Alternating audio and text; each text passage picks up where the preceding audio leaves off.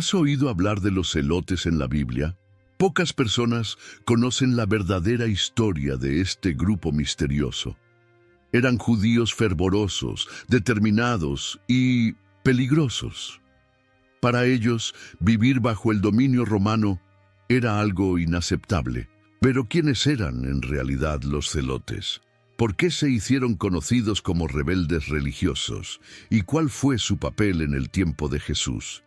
Entre persecuciones, luchas y una fe inquebrantable, los celotes surgieron como una chispa de resistencia en un tiempo de opresión. Algunos los veían como héroes, otros como fanáticos, pero la verdad es que su historia revela mucho más que una simple revuelta. Nos muestra cuánto puede convertirse la fe en combustible para la acción. Prepárate, porque en este video hablaremos de una narrativa poco contada, pero llena de impacto. Descubrirás que entre los discípulos de Jesús había alguien vinculado a este movimiento radical. ¿Quién sería? ¿Y qué nos revela eso sobre el corazón del Evangelio? Imagina vivir en una tierra que te pertenece por promesa divina, una tierra dada por Dios a su pueblo desde los días de Abraham, Isaac y Jacob. Ahora imagina ver a soldados extranjeros marchando por las calles de tu ciudad, cobrando impuestos pesados, imponiendo leyes que van contra tu fe y tu cultura, y además de eso, declarando que el emperador romano, un hombre mortal, es Señor y divino. Eso fue exactamente lo que ocurrió con el pueblo judío en la época del dominio romano. Estamos hablando del primer siglo antes y después de Cristo. En esa época, la tierra de Israel, también llamada Judea, estaba bajo el control del vasto imperio romano. Y Roma, como puedes imaginar, no gobernaba con delicadeza.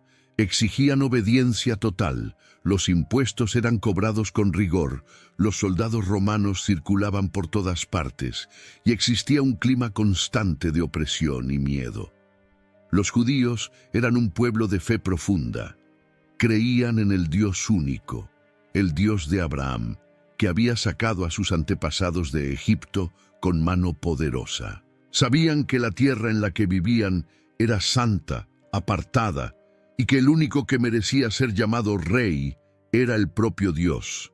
Por eso, el dominio de un imperio pagano, con sus estatuas de dioses falsos y la adoración al emperador, era algo que hería el alma.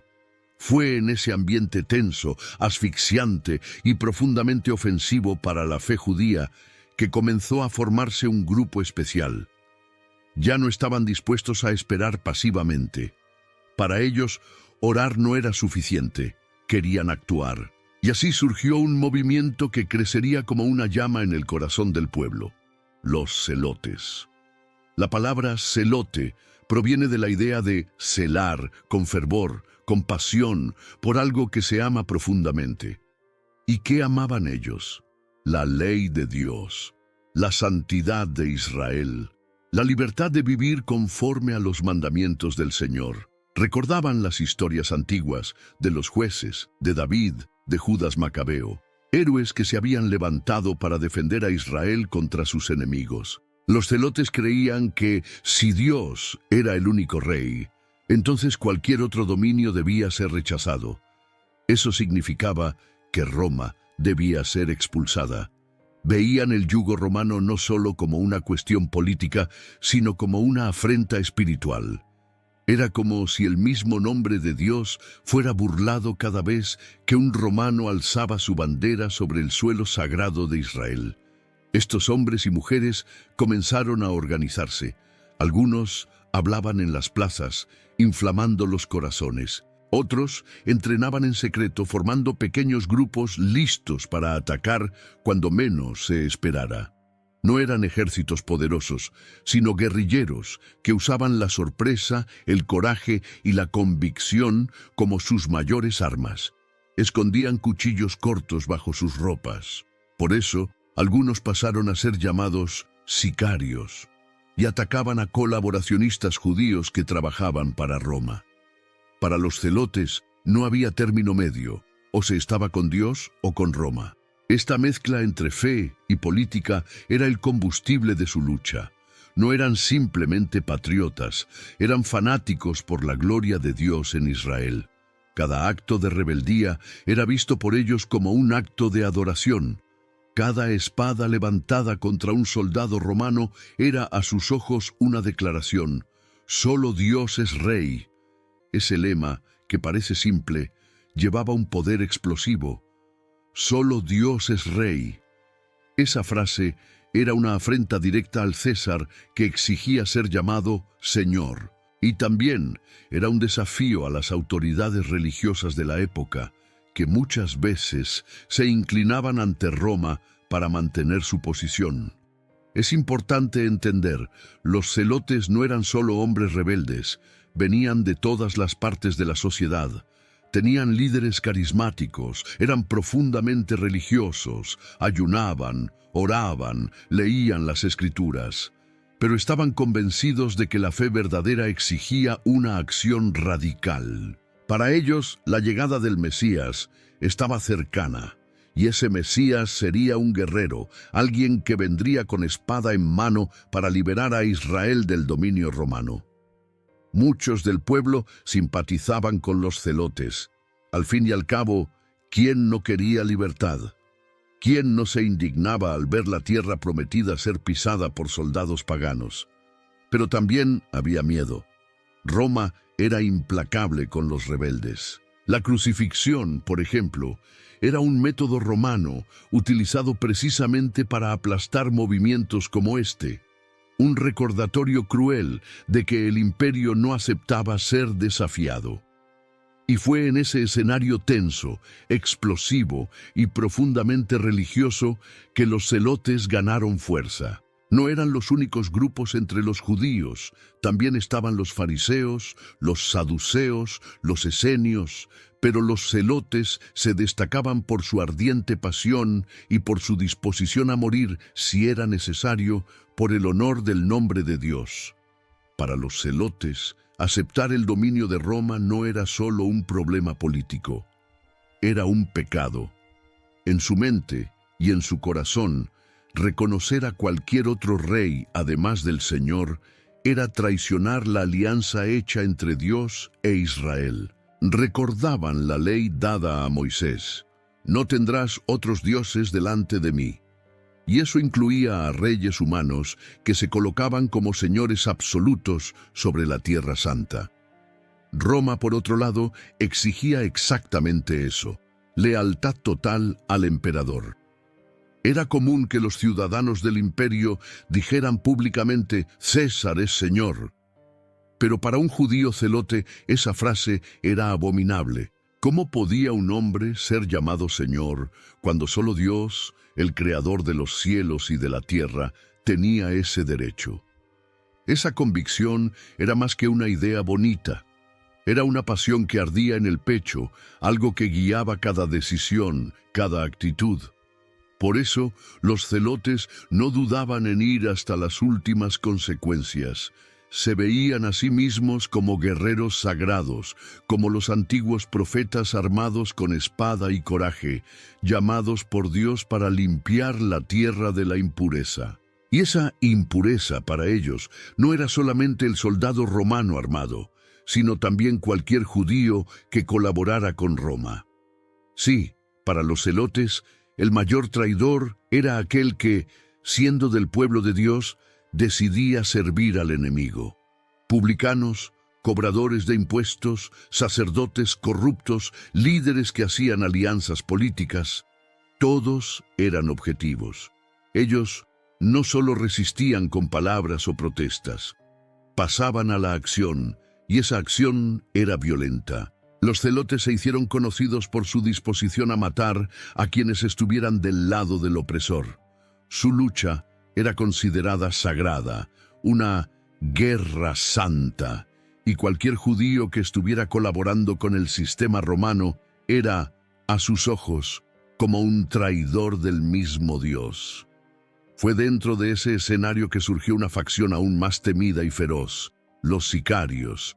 La palabra sicario viene del latín sica, que significa puñal corto. Caminaban entre la multitud, mezclados con el pueblo, vestidos como hombres comunes, pero debajo de sus ropas escondían una pequeña hoja afilada.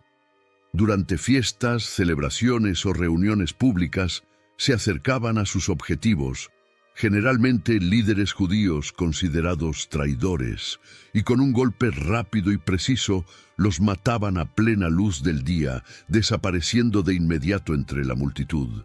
Esa era la táctica de los sicarios, el asesinato silencioso y quirúrgico, hecho no por venganza personal, sino por convicción religiosa. Se veían a sí mismos como instrumentos de la justicia divina, purificando a Israel de la corrupción interna y preparando el camino para la venida del verdadero reino de Dios. La violencia de los sicarios generaba tanto admiración como terror. Muchos entre el pueblo los veían como héroes, otros como fanáticos peligrosos, y en efecto, no había término medio. No aceptaban acuerdos, no negociaban con enemigos, o se estaba con Dios o se estaba contra Él. Esa era la línea rígida que guiaba cada uno de sus pasos. Ese es el origen de los celotes, un pueblo oprimido, una fe herida y una llama encendida en el corazón de aquellos que gritaban en las sombras de Jerusalén: «¡Basta de opresión! Esta tierra pertenece a nuestro Dios. Solo Él es Rey». Y esta historia aún va mucho más allá, porque en medio de todo eso surgiría un hombre muy diferente, y su camino, aunque también proclamaba el reino de Dios, iría en dirección opuesta a la de los celotes. En medio de aquel escenario ferviente, lleno de tensión, odio político y expectativas mesiánicas, surge Jesús de Nazaret. Él no llegó con ejércitos, ni con espadas, ni con discursos inflamados de guerra. Vino con palabras sencillas, profundas, pero extremadamente provocadoras. Amad a vuestros enemigos, haced el bien a los que os persiguen. En una tierra marcada por la opresión y el deseo de venganza, eso era revolucionario. Y lo más impresionante, Jesús no rechazó a los hombres que venían de esos mundos radicales. Al contrario, los llamó a seguirlo. Entre los 12 discípulos elegidos por él, un nombre llama la atención: Simón, el celote.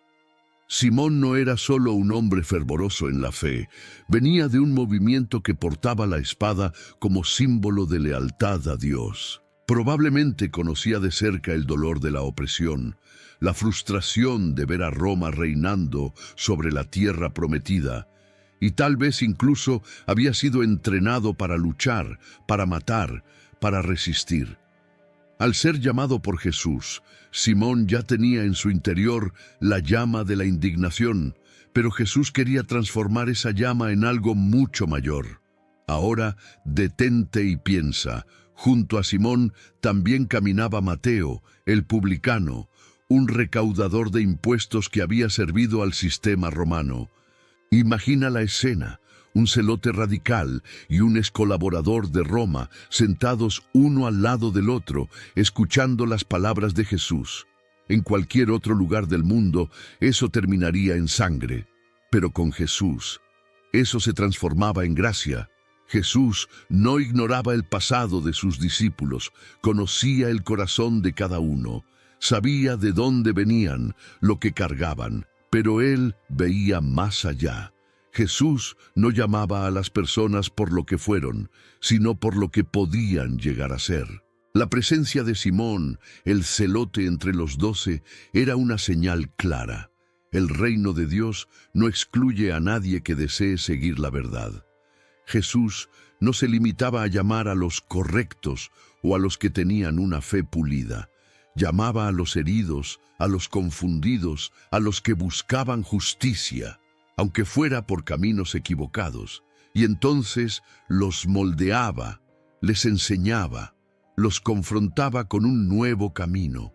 Ese nuevo camino era diametralmente opuesto al de los celotes. Mientras los celotes predicaban que la liberación de Israel vendría por la espada, Jesús decía que el verdadero poder estaba en el servicio, en la entrega, en la cruz. Mientras los sicarios atacaban traicioneramente a sus enemigos, Jesús decía: «Padre, perdónalos porque no saben lo que hacen». Mientras los celotes soñaban con un Mesías guerrero montado en un caballo de batalla, Jesús entraba en Jerusalén montado en un burrito, símbolo de humildad.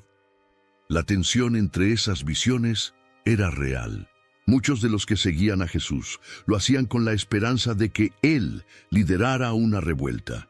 En cierta ocasión, después de que multiplicó los panes, la multitud intentó forzarlo a ser rey.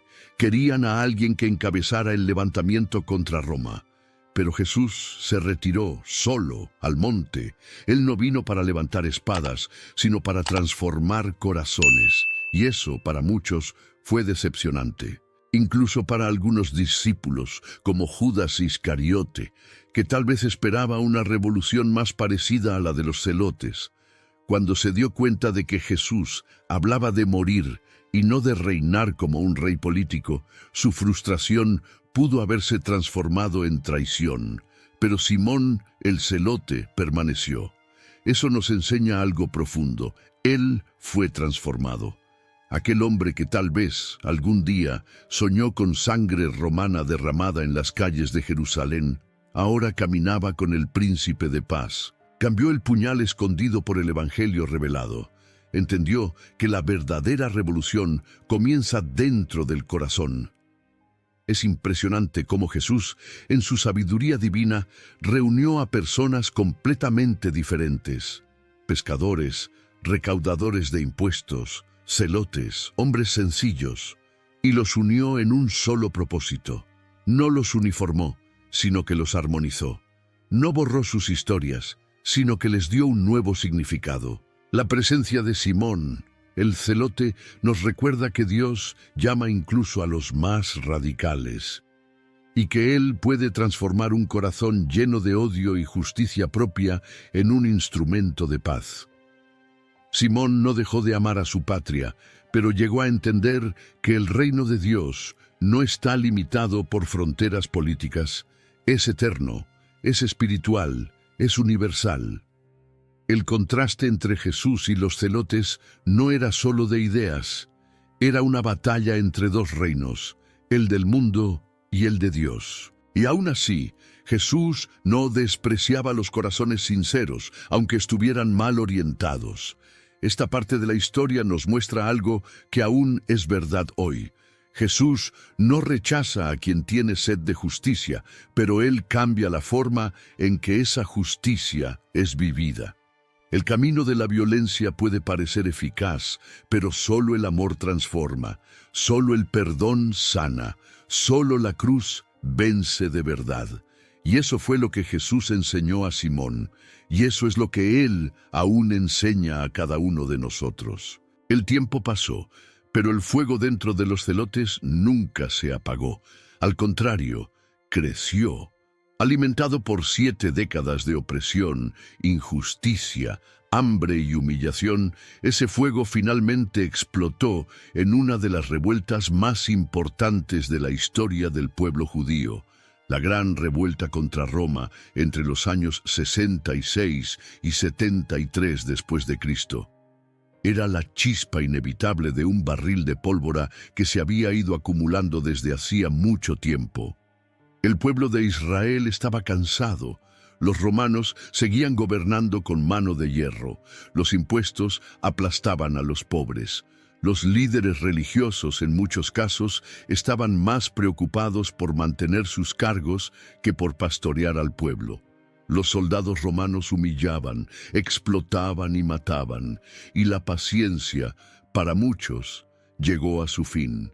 Fue entonces cuando los celotes se levantaron con toda su fuerza, tomaron Jerusalén. Sí, los rebeldes lograron hacer lo impensable. Expulsaron a los romanos de la ciudad santa, proclamando que Israel estaba libre y que Dios era el único rey. El templo volvió a ser visto como el centro del poder espiritual y nacional. Por un breve momento, el pueblo sintió esperanza. Pero la libertad conquistada por la espada no trajo paz, trajo aún más guerra. Roma no aceptaría ese levantamiento. El emperador no permitiría que una provincia se rebelara sin castigo. Y entonces el ejército romano marchó hacia Judea, decenas de miles de soldados, liderados por un comandante implacable, Tito, hijo de Vespasiano. El sitio de Jerusalén fue brutal. Durante varios meses, los romanos rodearon la ciudad, impidiendo la entrada de alimentos, agua o cualquier forma de ayuda. Dentro de las murallas, el hambre comenzó a corroer los hogares. Las personas morían en las calles. Familias enteras se deshacían. Y para empeorar, los propios grupos judíos comenzaron a luchar entre ellos. Los celotes, los sacerdotes, los moderados, todos divididos, incluso frente al enemigo común. Mientras tanto, los romanos preparaban el golpe final. En el año 70 después de Cristo, Jerusalén cayó. Las murallas fueron derribadas. Los soldados romanos invadieron la ciudad con furia, como un mar de hierro y fuego. Y entonces ocurrió lo que parecía imposible. El templo de Jerusalén, el lugar más sagrado del pueblo judío, fue destruido. No quedó piedra sobre piedra. Era el final. El centro de la fe, del culto, de la identidad del pueblo, ahora estaba en llamas. El fuego se elevaba alto, mientras los gritos resonaban por todas partes. Miles de personas fueron asesinadas, esclavizadas o dispersadas por el mundo. Pero los celotes no se rindieron. Incluso después de la caída de Jerusalén, un grupo de ellos huyó al desierto. Allí encontraron refugio en un lugar llamado Masada, una antigua fortaleza construida en lo alto de una roca inmensa, cercana al Mar Muerto. Inaccesible por casi todos los lados, Masada parecía un refugio impenetrable. Era como un último grito de resistencia. Allí, alrededor de 960 judíos, entre hombres, mujeres y niños, decidieron hacer de Masada su último hogar. Eran sobrevivientes, guerreros, familias enteras decididas a no volver a vivir bajo el dominio romano. Durante 3 años resistieron con valentía, viviendo de forma sencilla, pero con el espíritu en alto. Sin embargo, los romanos los encontraron. El sitio comenzó nuevamente. Esta vez, los romanos construyeron una rampa gigantesca de tierra y piedras, tardando meses en alcanzar la cima de la fortaleza. Los rebeldes observaban aquello en silencio. Sabían que el final estaba cerca. No había forma de vencer militarmente, pero había una elección que hacer: morir libres o vivir como esclavos. Y entonces vino la decisión más extrema de la historia de los celotes. La noche antes del ataque final, los líderes se reunieron. Propusieron algo impensable: que todos murieran por sus propias manos antes de ser capturados por los romanos. Creían que morir libres era más digno que vivir avergonzados, como prisioneros de un imperio que se burlaba del Dios de Israel. Las familias se abrazaron. Los padres lloraron sobre sus hijos. Las esposas apretaron las manos de sus maridos por última vez, y uno a uno fueron partiendo. El último grupo restante destruyó todos sus bienes, todo lo que los romanos podrían aprovechar, y luego se quitó la vida. Cuando los soldados romanos finalmente entraron en Masada, encontraron silencio, solo cuerpos, y una libertad conquistada por el sacrificio. Fue el final de la gran revuelta. Un final marcado por dolor, luto y una pregunta que aún resuena hoy: ¿valió la pena? La historia de los celotes es, al mismo tiempo, inspiradora y trágica. Amaban su fe, su tierra, su pueblo, pero fueron consumidos por el fanatismo. Querían la libertad en nombre de Dios, pero terminaron cosechando destrucción. La historia de los celotes es poderosa, es intensa. Es una de esas historias que quedan en la memoria porque nos hacen pensar y cuestionar. Y la pregunta que queda al final de todo es: ¿Qué podemos aprender de esto hoy? En pleno siglo XXI, tan distante de los campos de batalla de Jerusalén, ¿qué tienen que ver el coraje y los errores de los celotes con nuestra vida? La verdad es que los celotes no eran personas malas, eran apasionados por Dios, por su fe, por su tierra, querían justicia, libertad, dignidad, querían ver el nombre de Dios honrado y al pueblo liberado. Pero en algún punto del camino esa pasión sobrepasó el límite de la sabiduría. Pasaron de ser defensores de la fe a convertirse en extremistas. Y ahí todo cambió. Su celo se transformó en odio. Su fe se convirtió en intolerancia. Su deseo de justicia se volvió venganza. Y es aquí donde reside la lección más profunda de esta historia. Hay una enorme diferencia entre luchar por justicia y caer en el extremismo. El deseo de ver triunfar el bien es justo, pero cuando alguien cree que tiene derecho a herir, humillar o eliminar al otro en nombre de Dios, entonces ya no está al servicio del reino de los cielos. Está sirviendo a su propia ira, a su propia ideología. Jesús mostró eso con una claridad que desconcertaba a los celotes. Mientras ellos querían fuego del cielo para destruir a los enemigos, Jesús extendía la mano para sanarlos. Mientras los sicarios afilaban sus cuchillos escondidos, Jesús enseñaba a perdonar 70 veces 7. Mientras los grupos religiosos se armaban con piedras para condenar, Jesús se arrodillaba en la arena para salvar. Jesús no ignoraba el sufrimiento del pueblo. Él veía la opresión romana, sentía el dolor de la viuda que no podía pagar impuestos, del enfermo abandonado al borde del camino, del campesino que trabajaba todo el día y aún así pasaba hambre. Sabía que el sistema era injusto, pero él vino a mostrar que la verdadera transformación no comienza con la espada, sino con el corazón. Es por eso que Jesús no eligió ser un celote. Aun teniendo a su lado a un hombre de ese grupo, Simón, él no adoptó sus estrategias. Sabía que el reino de Dios no se conquista con guerra, sino con sacrificio. No se establece con gritos, sino con silencio en la cruz. No se expande mediante la violencia, sino por el amor que se entrega. Eso no significa que Jesús fuera pasivo, muy por el contrario. El amor que él predicaba era activo, valiente, desafiante.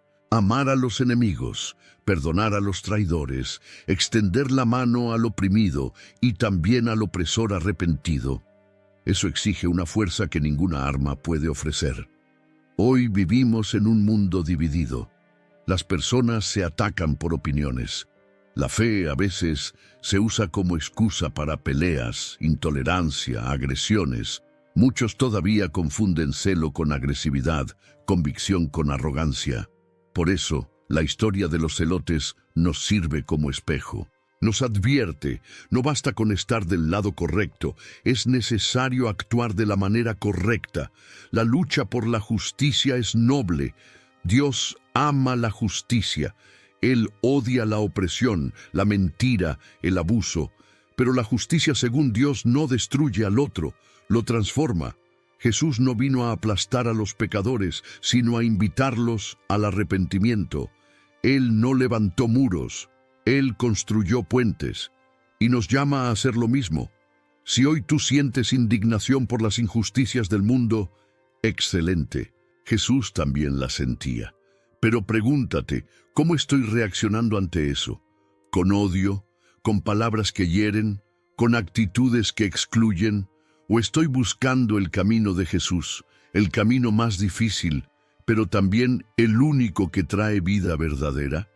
La historia de los celotes termina en ruinas, en lo alto de una fortaleza sitiada, con espadas envainadas y corazones rotos. La historia de Jesús termina con una cruz, pero continúa con una tumba vacía, un reino que crece en silencio, dentro de cada corazón que elige amar, incluso cuando el mundo manda odiar.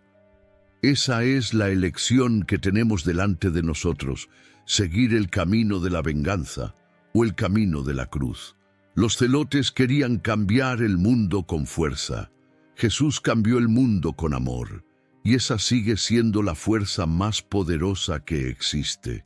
Ahora, déjanos en los comentarios si aprendiste algo con esta enseñanza, compártela con más personas, dale like al video y suscríbete al canal para acompañar más historias de la Biblia. Que Dios bendiga tu vida.